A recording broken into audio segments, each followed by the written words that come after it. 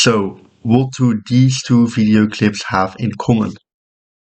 Oil giant Shell has repeatedly made false claims about the size and environmental impact of two major oil spills from their pipelines in Nigeria. Oliver Schmidt, he was a senior manager at Volkswagen. He was sentenced today to 7 years in a U.S. prison. It's all part of the VW scheme to evade pollution rules on hundreds of thousands of diesel vehicles in the United States. They are both very real examples of corporations choosing their own interest above the public one. This has been an ongoing trend ever since the first corporation was created in 1813. To counteract this, activists have been lobbying for stricter regulation since the 19th century. The issue of regulating corporations is a complex one, though. Businesses impact human rights wherever and however they operate. These impacts can be positive, or they can be negative. These days, companies are global, and that means their impacts are too. Companies operate in poor countries and post-conflict countries, in countries where the local government is unable or unwilling to enforce its own laws. With all this complexity, it's not always clear who's responsible for preventing companies from violating human rights. Is it the company's fault for paying less than a living wage? Or is it the government's fault for setting the minimum wage below the poverty line? Victims of corporate human rights abuses find themselves trapped between two actors who have no interest in making things right. The video you just watched is a video made by the United Nations on the complexity of the issue. The video is insufficient in truly completing the complexity, though. This is because transnational corporations hold a unique legal position. Even though they clearly operate across borders, they have multiple legal identities, as they have one in every country in which they operate. This allows corporations to abuse different legal systems for their own benefit, creating tax evasion schemes and evading all possible social responsibility. In theory, all United Nations countries are to comply with basic human rights. The issue of this occurs when corporations deal with parties other than direct government parties. This non-government party may not respect basic human rights. If this is the case, a corporation has to choose between their shareholders and human rights. Since shareholders are a more important stakeholder within a corporation than, for example, underpaid employees, the choice is often made very easily. As a solution to this issue, the United Nations came up with a document called The Norms, which outlines some universal principles that a corporation should comply with. This is problematic, however, because of two major reasons. The first of which is that the United Nations has no jurisdiction over corporations, since they are not recognized as legal entities within international law.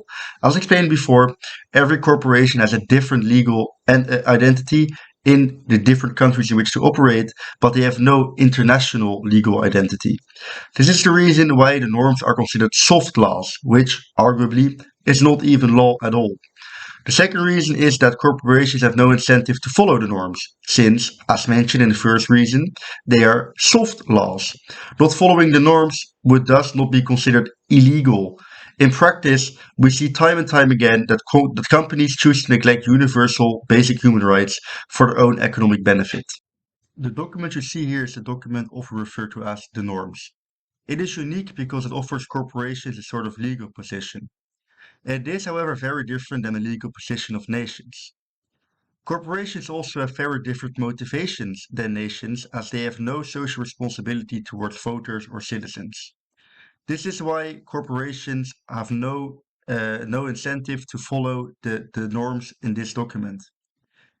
These are very general norms regarding to human rights, but companies do not have to follow them because they are, again, soft laws. Unlike nations, companies are not able to enter into treaties and have no responsibility towards other nations or other corporations. So I hope by now it is clear that the current international legislation pertaining to corporations is not sufficient. So, the solution would be to implement more legislation and make hard laws instead of soft laws, right? Well, not completely, as the United Nations are wary of implementing more soft or hard laws pertaining to corporations. Which is logical, since corporations extend beyond the jurisdiction of the United Nations. The United Nations jurisdiction includes nations and individuals that have committed crimes against humanity, but not companies. Companies that have committed crimes against humanity do not fall under United Nations legislation and can only be punished in national courts. There are, however, truly unique challenges corporations face that cannot be addressed via just national law of the country a corporation operates in or is based in. Issues like interjurisdictional externalities, for example. In cases like these, both national law and soft law are insufficient. A true solution would then be to develop a new doctrine of law, one in which corporations are granted an international legal entity. Just like with international law between nations, soft laws will be developed by the corporations using a voting system. Corporations would, unlike now, have a social responsibility as they can enter into treaties with countries and other corporations in order to develop their own laws. Countries would have a more of monitoring function than imposing laws upon the corporations, and the corporations can themselves figure out how they want to implement these laws. With this, different industries and different stakeholders can discuss what is the best way to implement something, and self-regulation is possible. The self-regulation part is very important. But what is also important is that there are nations overseeing the process in order to ensure that companies won't just make laws only benefiting themselves. But self-regulation is proven to work a lot better than imposed laws. This is why. Let's say you are Nike in this situation and you have to choose whether to produce in Ethiopia or in Germany. Germany, as part of the European Union, has laws that ensure human rights are met.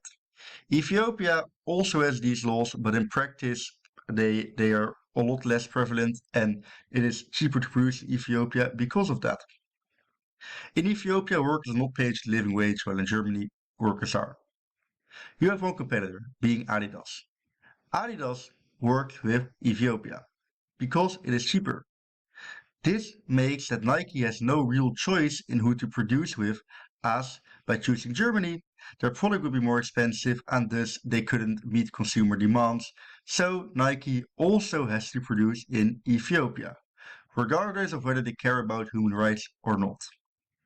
This could be fixed by self-regulation between Nike and Adidas, as they have the same groups of consumers. So if they both decide to produce in Germany and meet human rights standards, both their products would go up in price, but consumers would still be in the market and would still buy their products as their prices could still be similar. This is why self-regulation is very important. We also see this with monopoly forming, as Nike and Adidas, if they would both only think about their own economic benefit, could also decide to both produce in an even cheaper country, let's say Vietnam, making both their products cheaper, further blowing competitors out of the market, and making profit margins higher. This is why the observer of nations are very important in these hypothetical legal systems. These nations have to ensure, let's say these are the nations, they have to ensure that Nike and Adidas choose a country that actually respects human rights. They are a secondary observer and they have to approve or disapprove decisions Nike and Adidas made. But Nike and Adidas should be able to self-regulate in order to come to a decision that is for both parties effective. Because of globalization, in practice, companies are free to choose a country in which they operate and in which they have their headquarters. In the case of Adidas, they are based in Germany, while in the case of Nike, this hypothetical case, they are based in Vietnam. So let me explain to you why the current system, which has countries impose laws on the companies as they only have a national legal identity, why this does not work. Well, let's say Nike has to only comply with Vietnamese law because they are based in Vietnam. Well, Vietnamese laws are a lot less strict than European laws, which are obviously, Germany is a part of the European Union. So Germany would have to listen to this very strict European Union rules, while Vietnam does not. Adidas would have to listen to the rules imposed on them by Germany, which would make their position very disadvantageous as opposed to Nike, who only has to listen to Vietnamese rules. In the long term, this would lead Adidas, because they cannot physically compete with Nike as they have a lot stricter laws, so they have to comply with those. So Adidas would then end up moving to Vietnam. Then both these companies would would have to comply with Vietnamese rules, making the situation even worse. So basically, the current legal system in which countries impose laws on companies is very ineffective and could even make the issue worse when companies decide to relocate. In the past, this was more effective, but because of globalization, and in any country, there are safe areas in which a company can base itself. So because of this, this whole current system is completely ineffective, and an international legal system for companies is needed. I hope it is now clear why the current system is ineffective and a new system is needed in which corporations can communicate with each other and countries have a position of power and can impose the regulations that they want, and the companies can themselves then decide how to implement these regulations. This is the only system that's going to work. And countries have to work together in conferences like the United Nations to decide which rules have to be imposed. This will be the most effective solution, and you can read my paper for more information on this and on other proposed solutions.